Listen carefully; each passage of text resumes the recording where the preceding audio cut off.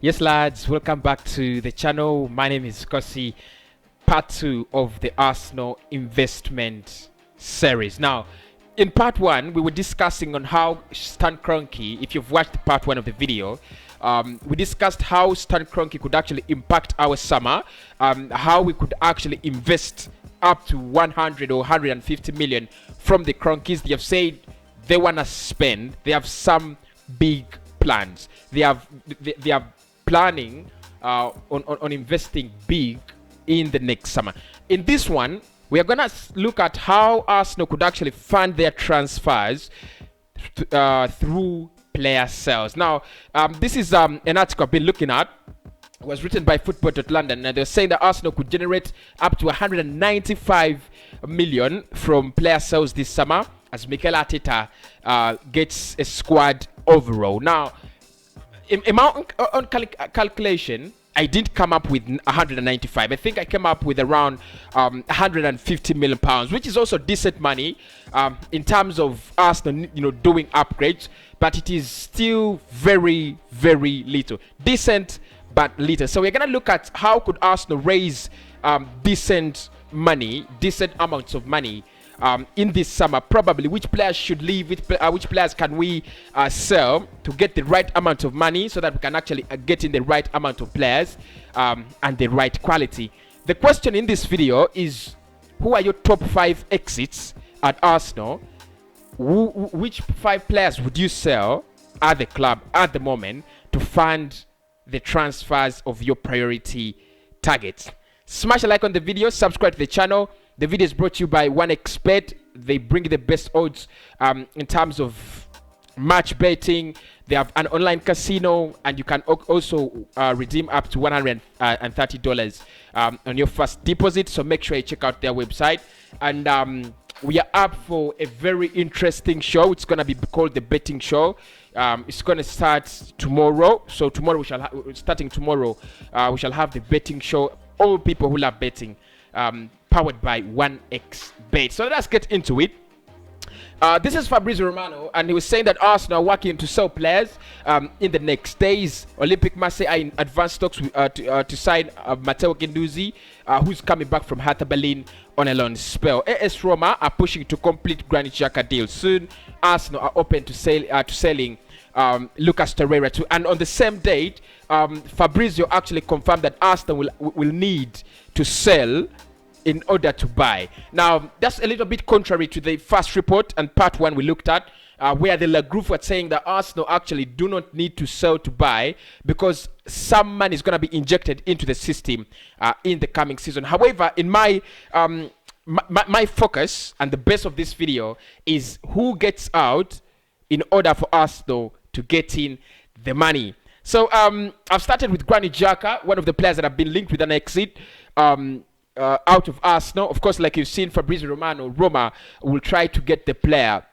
We'll try to get the player signed on a permanent deal. Now, the only problem with Granit Xhaka is the valuation. Arsenal looking at 24 million pounds or 25, and Roma want to sign him for less than 15 million euros, which is a big disparity in case of an agreement being reached. But what I think is what Arsenal need to do at the moment, because next season you're not going to get decent money from Granit Xhaka. Well, I don't know if 20 or 24 million is decent, but at least I know we can secure up to 18 or 20 million euros from Granit Xhaka. And if you have the likes of Yves Bissouma available for just less than 35 million pounds, you could I agree, you sell Granit Xhaka and get in Yves Bissouma. So we have we could get some 20 million pounds from Granit Xhaka. You could also look at other players. Matteo Guendouzi is the next on the list. Now, Guendouzi has been linked with a move to Marseille, and I think he's one of the players that are very, very close to joining Marseille and, of course, leaving Arsenal. 15 million euros, that is what has been reported widely, that the deal actually cost 15 million euros. So Of course, I have a problem with Matteo Guendouzi leaving the club. I've always told he's a big asset as a young player. He has a big future, and in terms of squad depth and having a couple of numbers in the midfield areas, when you have the likes of Partey or any other reinforcements, or even XHAKA injured, you could bring in players like Matteo Guendouzi. He has had a very good loan spell at Hertha Berlin. But if Arsenal want to raise money, just like they claim, we could as well sell Matteo Guendouzi, and I think he's going to be leaving the club. A confirmation will actually come very, very soon. The other player is WLIIAN.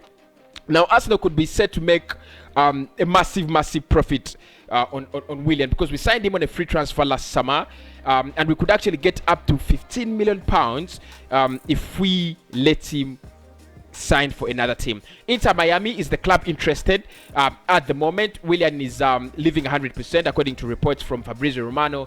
He said WLIIAN is going to leave the club 100%, and Arsenal do not have a problem with it. So we could get that free, £15 million. And of course, if you get £15 million from WLIIAN, you could just reinvest it in a right back. We are linked with Teki Selik from Lille Metropole. So Teki Selik is £15 million, and WLIIAN is £15 million. So it's just getting that money and reinvest it in the right back position. Still on the list is BECCY Dua Lipa. Well, I think Hector Bellerin has been one of those players that have been wanted out by the fans greatly, and his valuation has fallen. I think Mikel Arteta should have accepted to sell him last summer, because his valuation was almost at £25 million or 30. At the moment, I think the best Arsenal could do with the player having one of the worst seasons a player could have in his career, I think the best Arsenal can get out of him is around £15 million. What do you think about BECCY Dua Lipa? Do you think we could get more out of him? But I think £15 million, it's not bad money as well. Not really. I don't think it's bad money. Joe Willock, another player that has had a very sensational loan spell with Newcastle, and that's why he appears here on in a Newcastle jersey. Arsenal are keen on retaining the player. However, if the right bid comes in, the likes of Newcastle are looking at £15 million. Arsenal is saying we cannot even settle for that. We cannot even think about selling the player for anything less than for anything between 10 to £15 million. So I think 25 to 35 million pounds, that is the valuation of Joe Willock. He's had a tremendous loan spell. Newcastle scoring 7 goals in 7 consecutive matches. No Arsenal midfielder has actually scored 5 times this season, or even 4 times this season in the Premier League. So you can see why many Arsenal fans are really saying, you know what, probably we need to see him next season. Probably you give him a loan spell and you don't sell him. What I thought, just let me know what your thoughts are on Joe Willock. Leaving the club, and how much would you actually price him at? Eddie on the call, £15 million. I think this is the right valuation. Of course, Eddie has been linked with a move to Norwich as well as Brighton, and Arsenal have been considering letting Brighton letting Brighton do a swap deal with them. Yves Bissouma crosses over to Arsenal, and then Eddie Nketiah crosses over to Brighton. He's also been linked with a swap deal with Emi Buendia coming to Arsenal, and then Eddie going to Norwich. However, none of that has been confirmed for the moment, for the record. So any club that wants him, West Ham are big admirers of the player. £15 million, I would sell Eddie in order to bring in a new signing in any area of priority. Now, we also need to make decisions on what you would call very difficult transfers, because the likes of Eddie, the likes of Matteo Guendouzi, those ones are not going to give you big money. They're not going to give you exciting amounts of money.